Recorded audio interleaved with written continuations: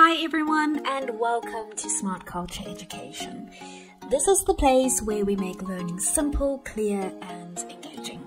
If you're new here, don't forget to subscribe so you can join us on this journey of mastering maths, science and more. The next two slides provide an introduction to logarithms, explaining their function as the inverse of exponentials and outlining the fundamental log laws. So a logarithm, often abbreviated as log, is a mathematical operation designed to reverse the process of exponentiation. It essentially allows us to solve for the exponent in an exponential equation. The logarithm function is the inverse of the exponential function. Moving on to the log laws, let's take a look at the first one, sum to product law. The logarithm base a of x plus the logarithm base a of y equals the logarithm base a of x times y. What about the difference to quotient law? The logarithm base a of x minus the logarithm base a of y equals the logarithm base a of x divided by y. Let's take a look at the power law. The logarithm base a of x to the power of m equals m times the logarithm base a of x. Let's take a look at the change of base law. The logarithm base a of x equals the logarithm base b of x divided by the logarithm base b of a. We are now going to look at question 6 of the same question paper, and here they give us a graph of fx equal to log base 4 of x. That is drawn below, and then they give us the point B with coordinates k and 2, and B is a point on the graph of f. For this question, students scored an average of 48%. For question 6.1, learners scored an average of 65%, but for question 6.2, an average of 32%. So let's discuss the questions. In this question, the graph of fx equal to log base 4x is drawn, and they give us the point B with coordinates k and 2 on the graph of f. First question is to calculate the value of k. K is the x coordinate of the point B, and we know that the y coordinate is 2. So we put the value of y into the equation. It becomes 2 equals log base 4 of k. Then we need to rewrite this in exponential form. So we have 4 to the power of 2 is equal to k, and then the value of k is 16. The mark allocation is as follows. You get 1 mark for the correct substitution, and then 1 mark for the final answer, k equals 16.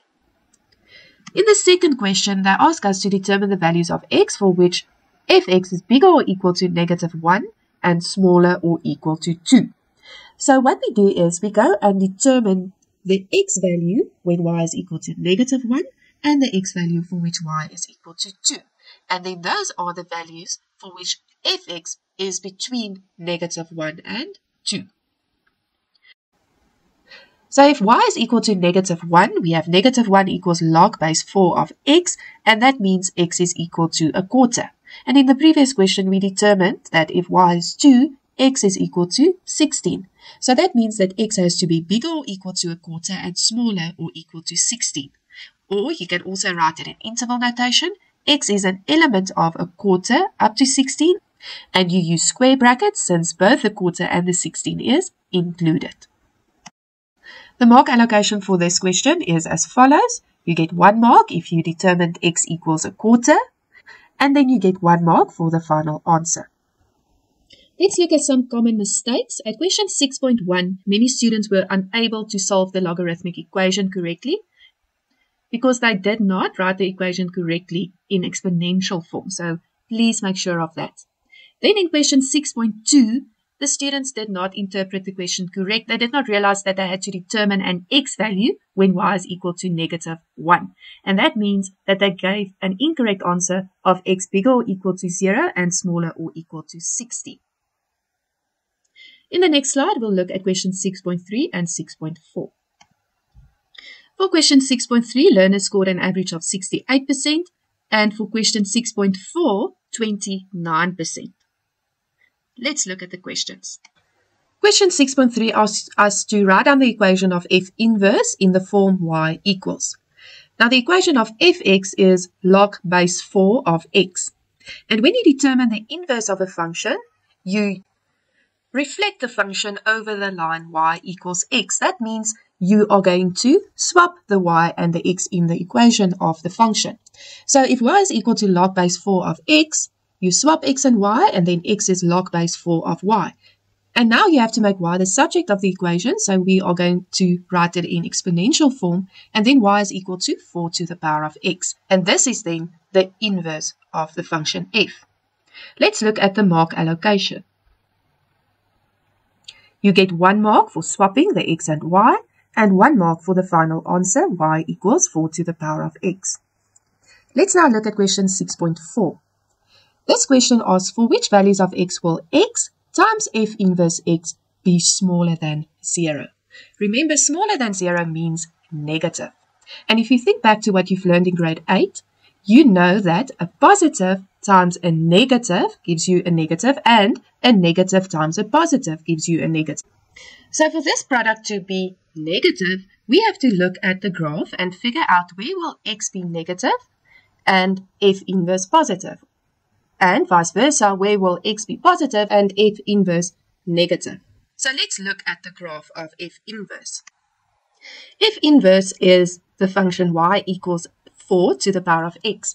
And this is always positive.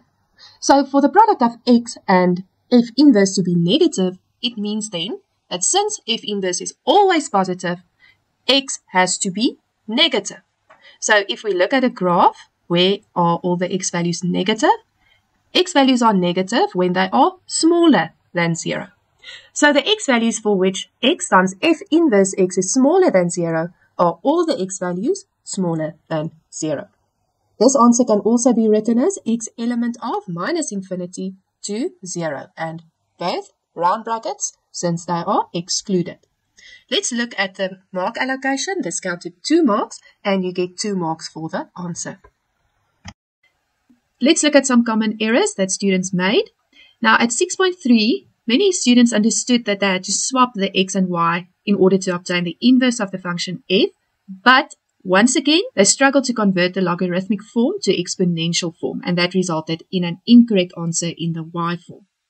Then at question 6.4, students could not visualize the answer to question 6.4 because the sketch of the inverse of f was not given, and then they tried to solve the answer algebraically and then got the incorrect answer. Thank you for watching today's video on Smart Culture Education.